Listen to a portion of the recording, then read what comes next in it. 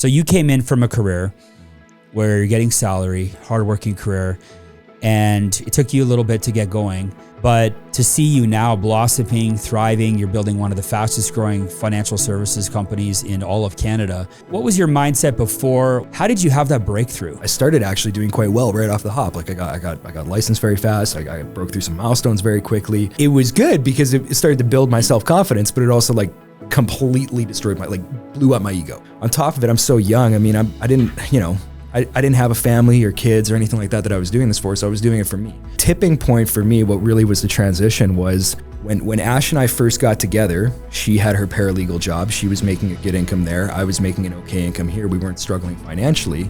And then when she got pregnant with our third daughter, Emily, by the 4th month, she was already so sick that she had to go on permanent bed rest. So she lost her job. She had to go on bed rest. She couldn't do really anything. The realization for me was, it's okay now because it was her income that we lost and I could just stay home and work from home. But what if it happened to me? I have to get this thing going because we only have one income to fall back and that's mine. I got to make sure there's food on the table. So yeah, that causes you to just kind of go all out, leave it all on the field. But then the other side of it too is okay, I have to get focused on building something because I've seen what can happen if one of the two partners in a household gets taken out.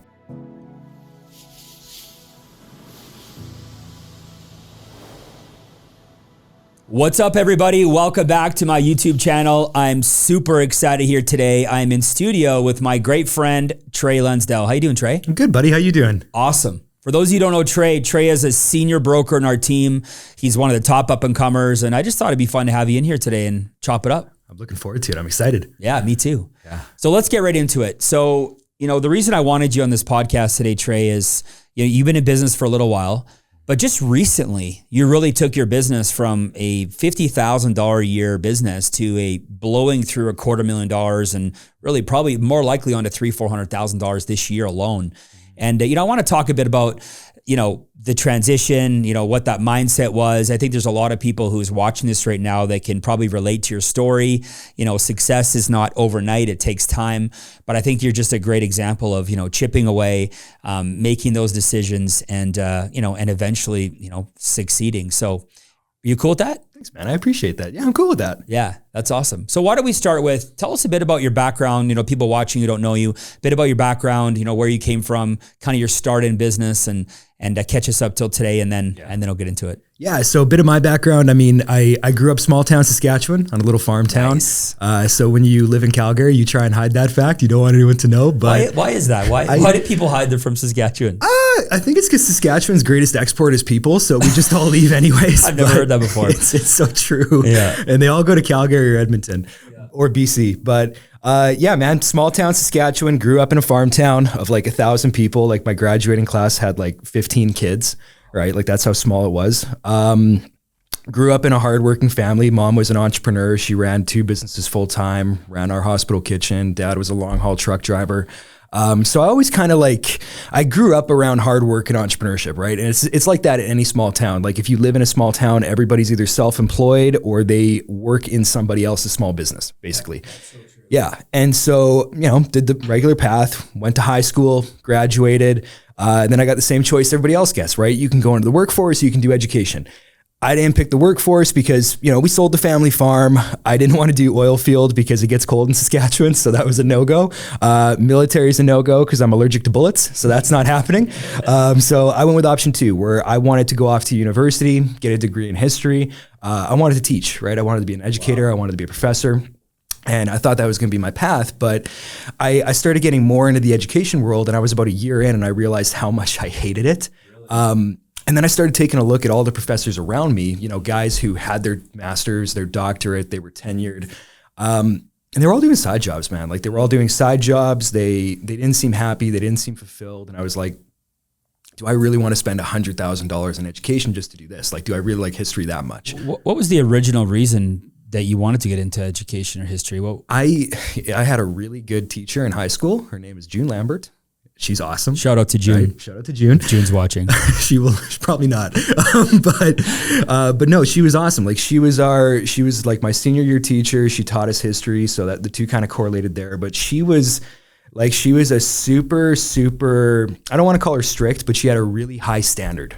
right? And like, she was the one person who, because I hated school, right? I hated school. And so all my classes I always sucked in, but in her classes, I crushed. Like, I was getting like 90s every year.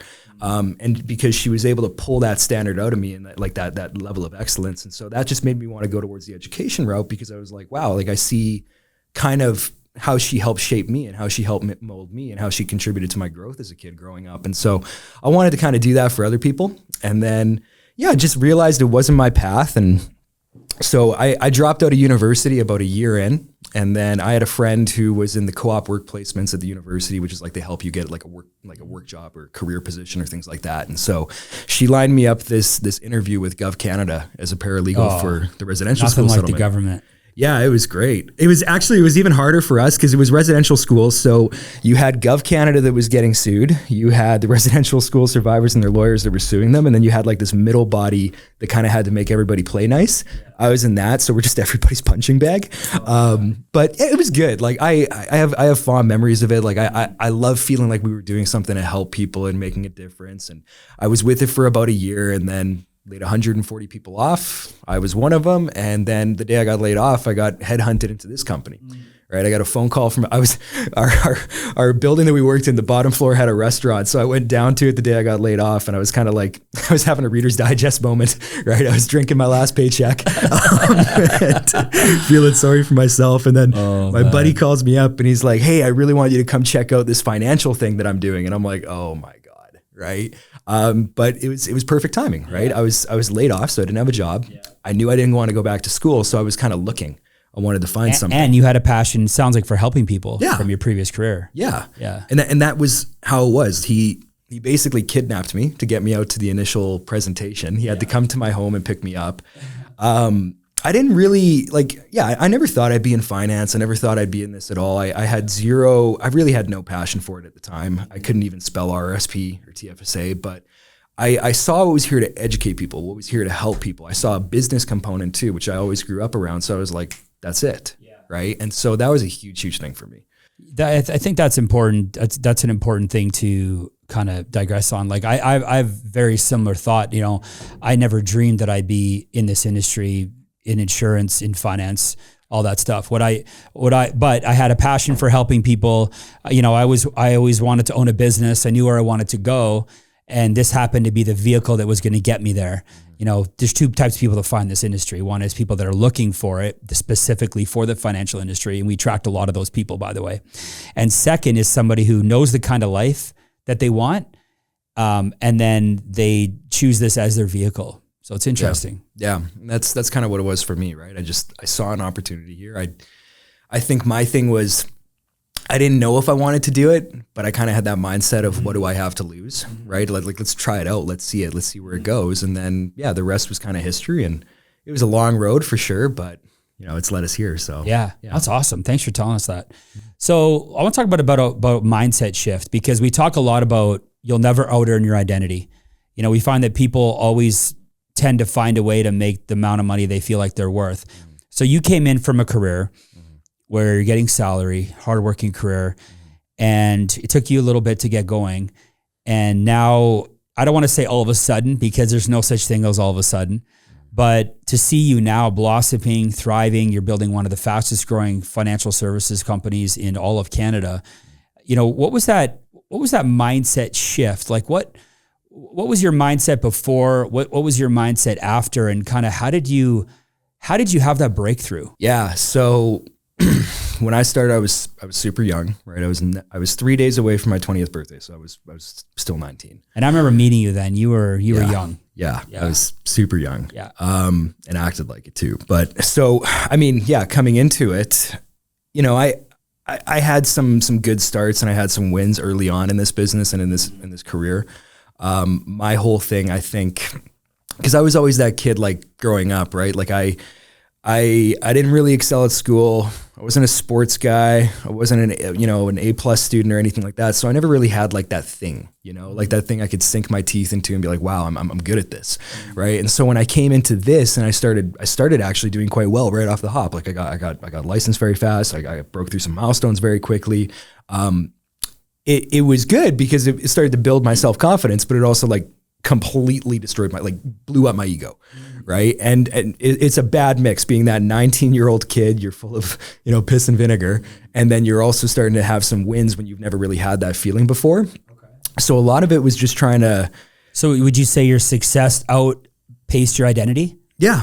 Yeah. And your ego grows. And so it was like, I would start to build a team and I blow them out. And then I build a team and I blow them out. And then on top of it, I'm so young. I mean, I didn't have a family or kids or anything like that I was doing this for. So I was doing it for me.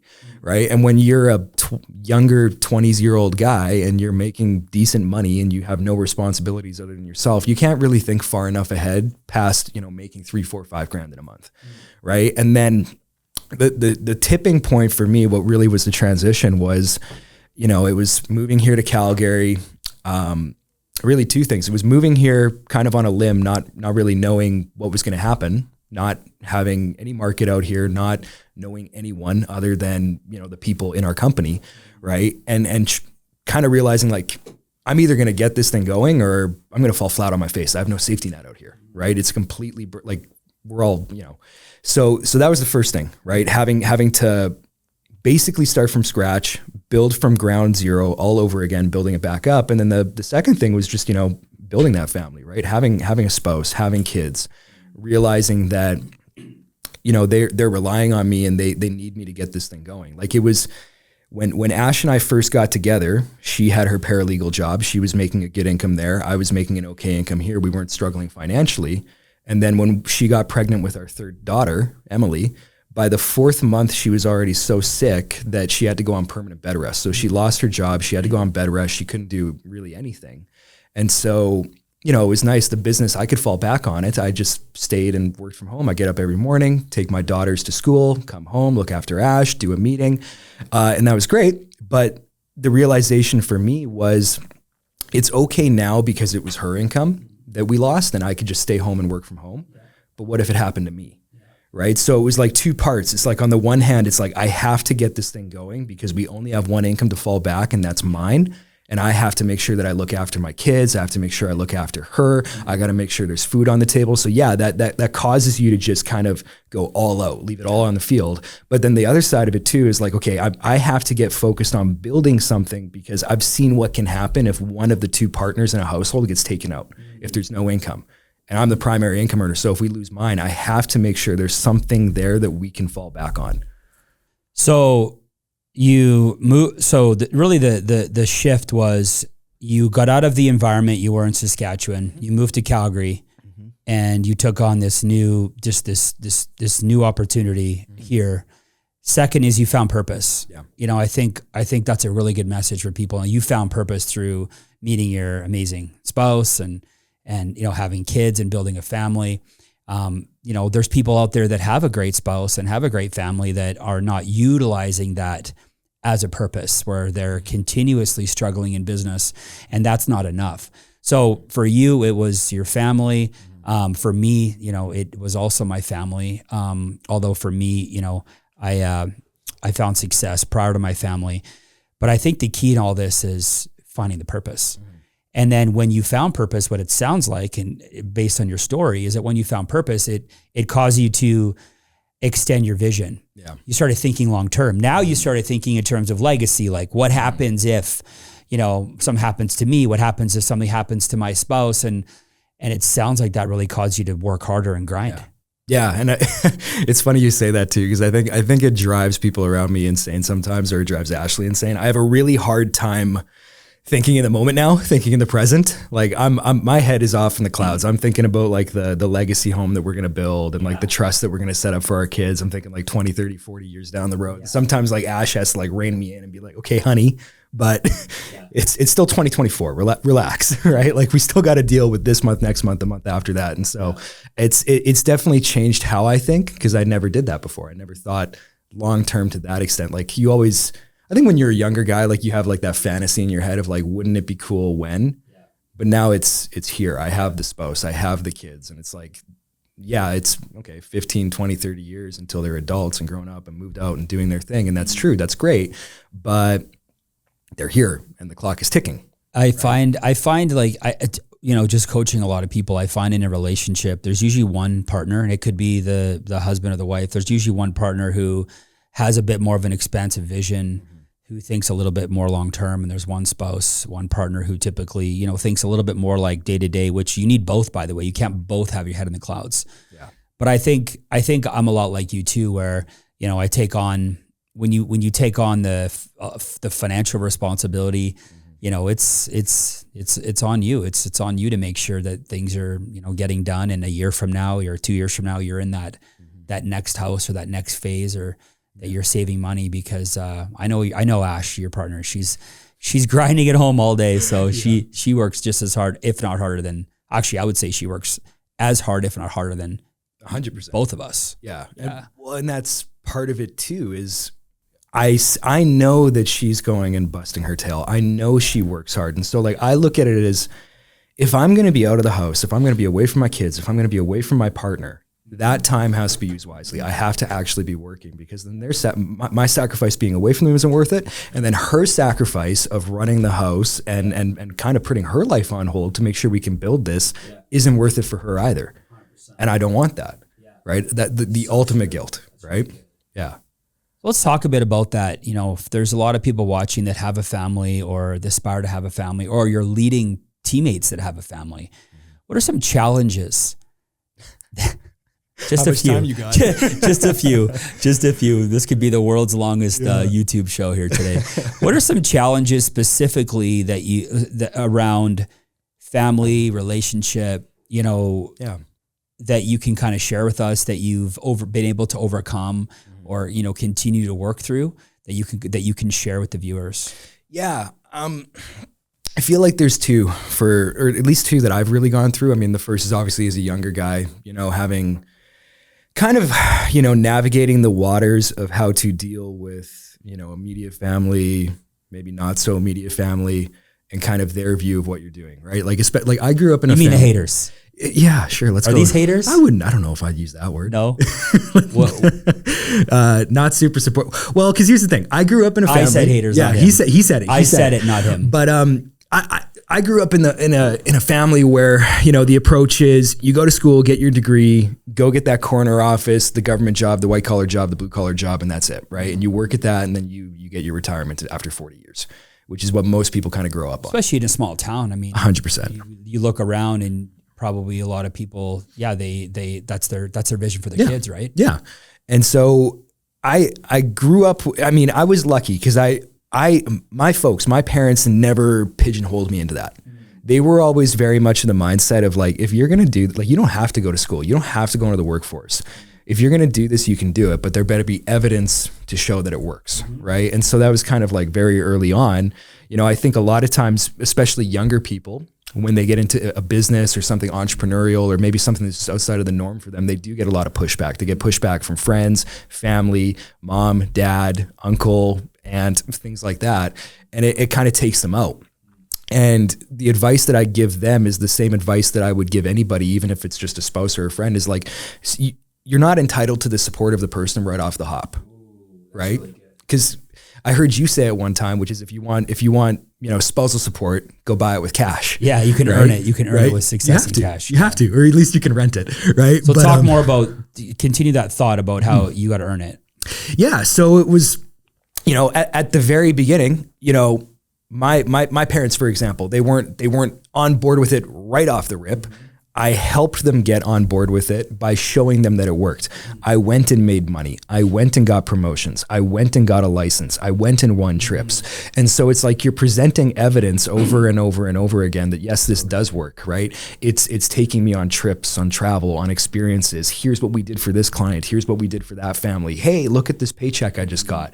And so it's you're presenting evidence of no, this is a legitimate career path. I can go this route and I can make it work, right? So it was I just presented evidence that this thing was legit and that it was something that could serve my life. And then at that point, your parents love you, so they're just okay, go figure it out, right? I think that's so important. I constantly get messages, or I'm in mentorship meetings with people, or they DM me, or they comment on my posts, and they say things like, I don't have any support on my family, or it must be nice that you blankety blank. And they're in this like victim mindset, but you really do got to take ownership. You do. It's like, if you want here's what happens for people watching. You get excited, you started something new, a new business, you get excited about it, right?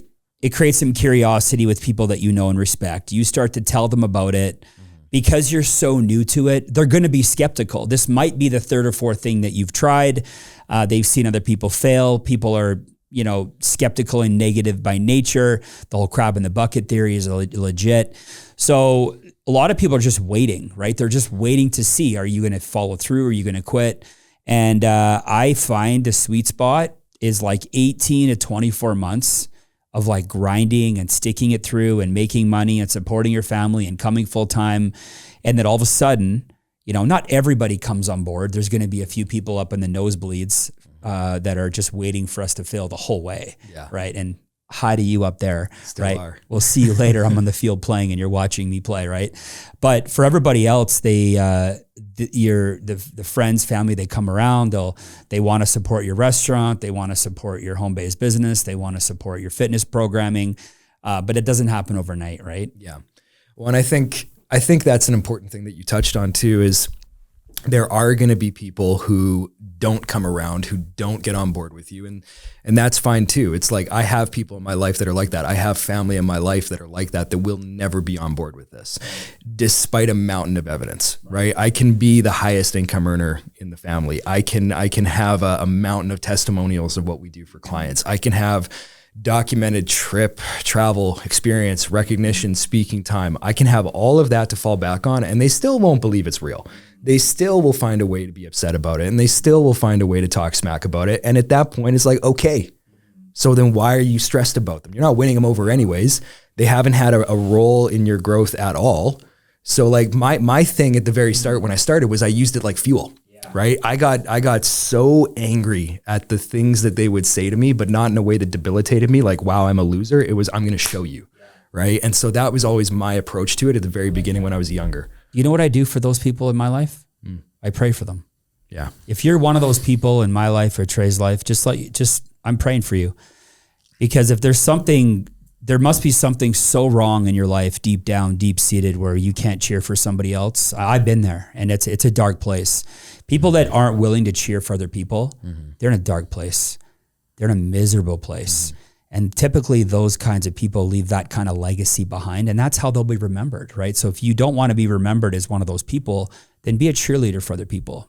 Talk a bit about challenges of raising a family, young kids, balancing it with a spouse. Obviously you're putting in the work, you're putting in the hours, you show up to the office every day.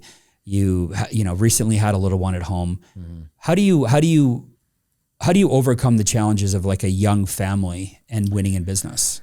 You got to be very, very, very diligent well, there's two things you got to do. The first is obviously just being very diligent with your schedule, right? I have no idea what I did with my time before I had kids. I guess I wasted it.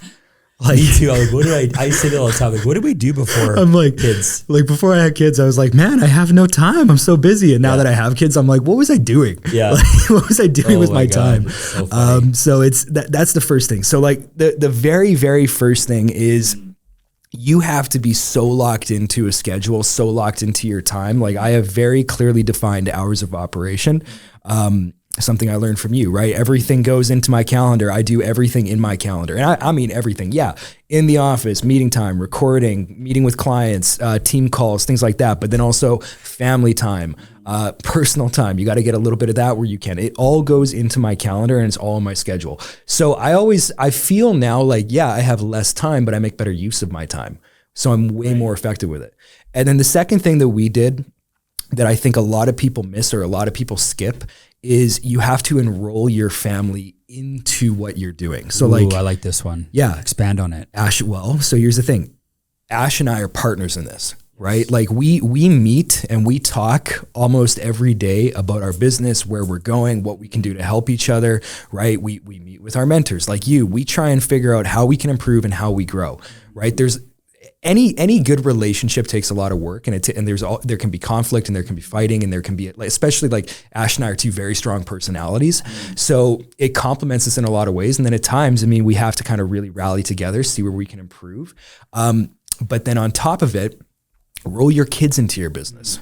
Like, I think a lot of times people approach business where it's like, I'm going and I'm fighting for my family and I'm making these sacrifices, and your kids and the family around you don't really understand why, right? Like our girls know mommy and daddy are in a business together. They know that mommy and daddy are building something together. When we have our big national convention and we sweep the arena for all the recognition and the trophies, first thing we do is we come home, we dump it on the table, and it's like, hey girls, take a look at this, right? And you have that conversation This is why dad's working so hard. Exactly. Yes. Right? It's why dad works so hard. It's why mommy works so hard. And then on top of it, you start instilling in them that this is what hard work looks like and what it can do for you. I love that. And so when our girls look at it like this, where it's like, dad isn't going off to work, mom isn't going off to work, mom and dad are going off to win, right? They're going to go win, right? So it's cute because, like, I'll be at home doing meetings, and if the girls get too loud, like Lenka, my 3-year-old, will literally be like, shh, Trey's in a meeting, right? So like they're enrolled in it, right? And so that's a huge part of it.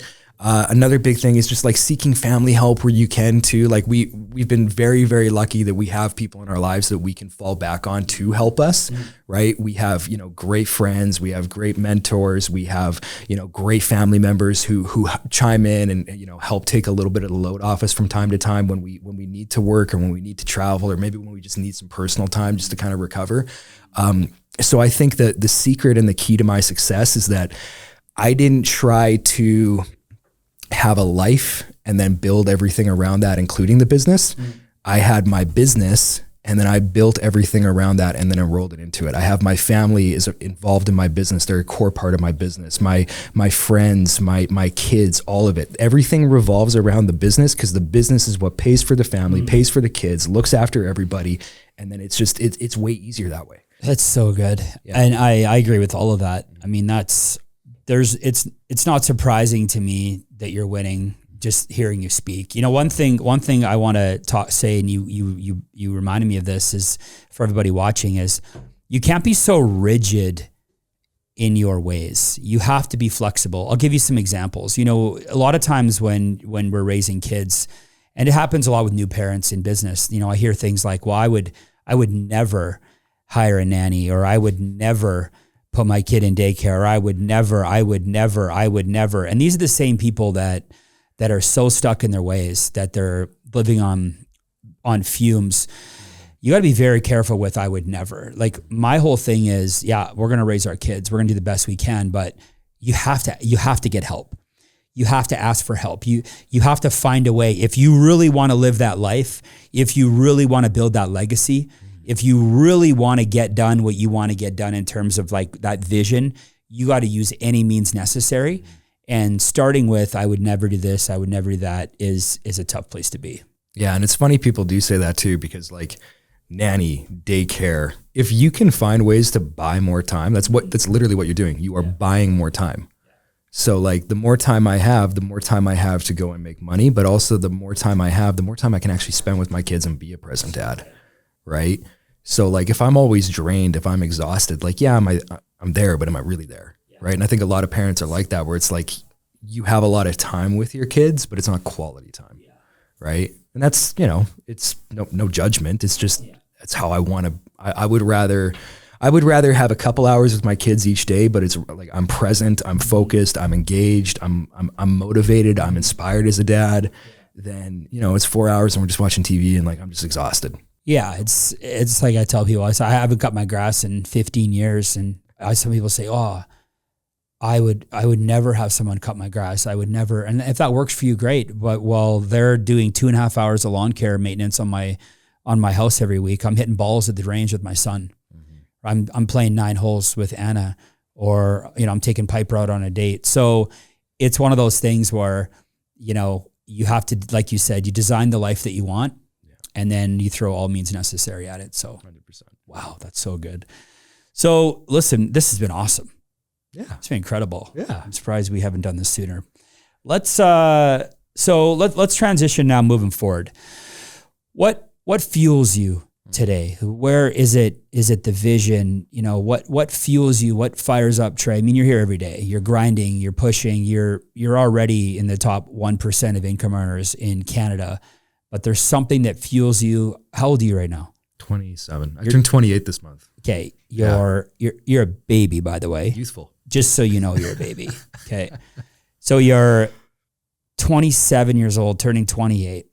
Your business is on fire. You have a great spouse, great kids, not without challenges. We should say we have challenges, but what next? Yeah. I mean, there's a lot of things. I'm not that guy. There's that saying in business, that statement where it's like, find your why, right? That one why. I've never had one why. I'm like the dude. It's like, I throw a bunch of logs on the fire. I have a bunch of kindling. So I got a bunch of things that drive me, right? I mean, we're in desperate pursuit of creating legacy in our family, right? That is a very, very, very important thing for me. It's what I'm chasing. I have it planned out. I know the legacy home I want our family to be in. I can visualize what that looks like. I know how much money we need. I know how much we have to save. I know what it's going to cost to build. So that's kind of the first thing, right? So I'm heavily motivated by my family. I think it's something that has been instilled in me from day one, right? I watch my mother wake up every day at 4 a.m. and bust her tail until her head hit the pillow at 11 o'clock at night to provide a living, right? And she just unfortunately was in a business that didn't have the horsepower, right? I saw my dad drive for weeks on end as a trucker just to put food on the table. So I have always had that mentality of I will do whatever it takes to provide for my wife and kids. So is it a dollar amount? Is it a amount in your bank account? So what fuels you to provide for that? I think the first step is just hitting $1 million a year in income. So you want to earn $1 million a year to provide what you just described to your family. Because for me, I have to get to a point. I guess really what I'm trying to say is I want to get to a point where I never have to worry about a dollar figure ever again, right? And yeah, I mean, it's weird to say it because I think it's unrelatable to a lot of people. $1 million is not necessarily as much money as people think it is. And it's not, you're not flying on jets. It's not that you have no financial concerns, but here's the thing.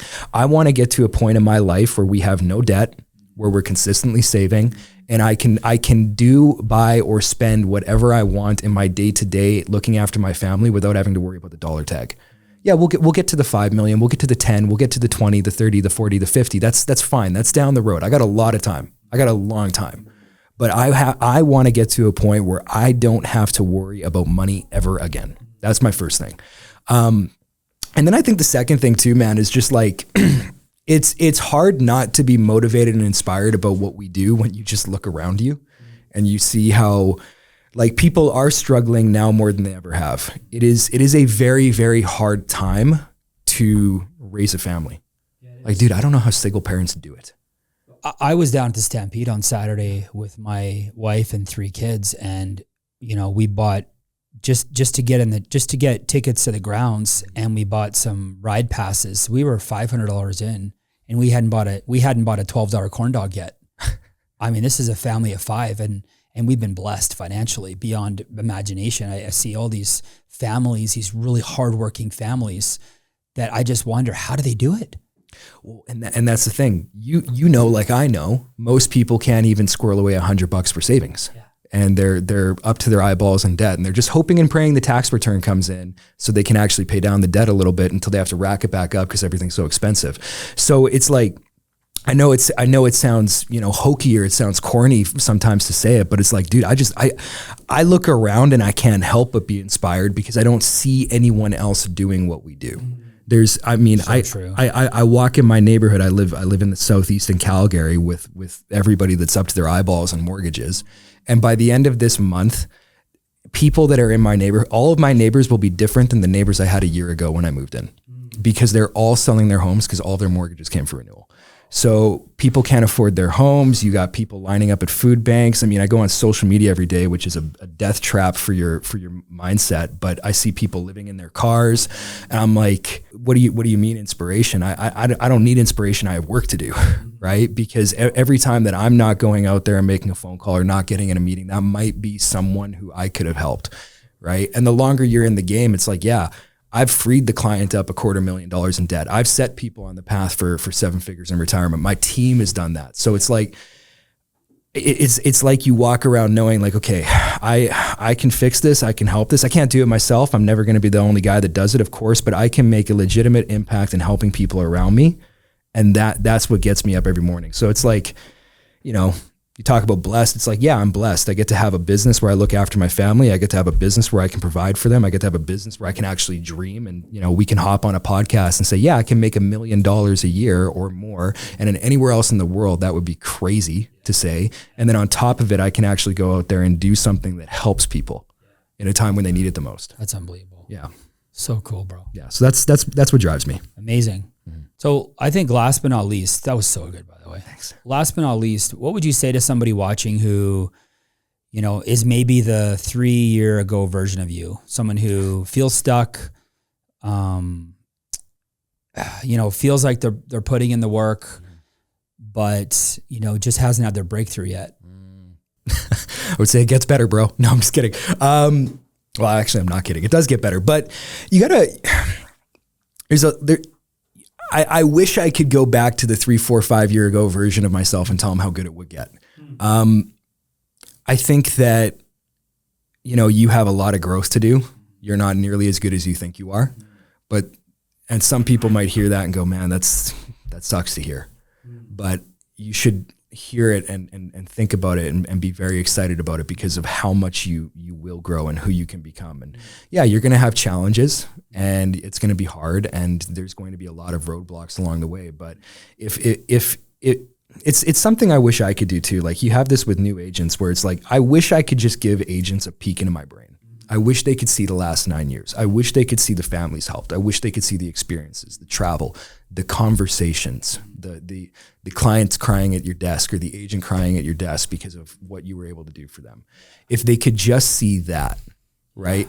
But the reality is they can't. They can't. And so the only thing I would tell that person is like, it will happen. It will happen. You will have that breakthrough. You will have that conversation. You will have that moment. You are going to have something in your life, good or bad, which finally makes you click and go, okay, I have to get this thing going. And so, yeah, the only thing I tell people is just stick it out. Yeah. Just stick it out. Just keep fighting. The only person that's going to take you out is you. And, you know, at the end of the day, we only have one shot at this thing. And I looked at it that way. I mean, even when I moved here, you know, yeah, it would have been more comfortable to go get a job. It would have been more comfortable to go do something else. But I mean, I want to be able to look myself in the mirror and be happy with what I did and proud of who I am. And so for me, that short-term comfort wasn't worth actually pursuing something I love, right? And so, awesome. Yeah, it's just my advice. Just keep going, keep getting better, keep improving your skills, keep finding new market, keep finding ways to, you know, network and grow this thing and just tag on clutch to some really good people. Yeah. And you'll get there. Yeah. Yeah. That's awesome. You know, and as we wrap, I mean, just to add to what Trey talked about, you know, stick with it, you know, keep grinding. But I will say one thing is that you need to make sure you're grinding in the right vehicle. Because if you don't have an environment, you don't have a vehicle, you don't have a business, a model like ours, or you're not a part of something like what we're up to, you could be grinding as hard as you want. But if you're in a Pinto, you're never going to experience that V12. So, you know, yes, keep going, and yes, keep fighting, and yes, personal development and expand your vision and don't give up.